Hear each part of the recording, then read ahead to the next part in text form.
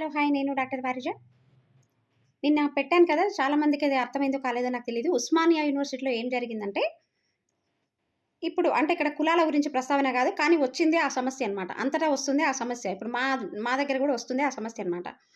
So, అక్కడ అందరికీ తెలుసు ఉస్మానియాలో ఎస్సీ క్యాస్ట్‌కి సంబంధించిన వీసీ, ఎస్సీ క్యాస్ట్ సంబంధించిన ప్రిన్సిపల్ ఉన్నారు.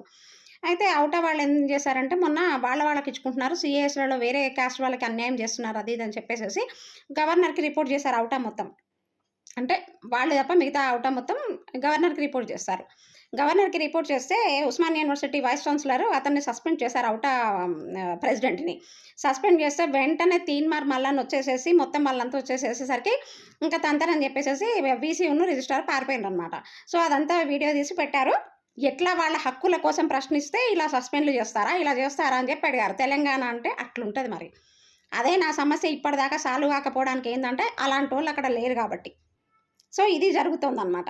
అంటే ఎంతైనా క్యాస్ట్ ఒక్కటే అని నిరూపించుకున్నారు. ఏమన్నా అంటేనేమో మమ్మల్ని ఇట్లా అన్నారు అంటారు.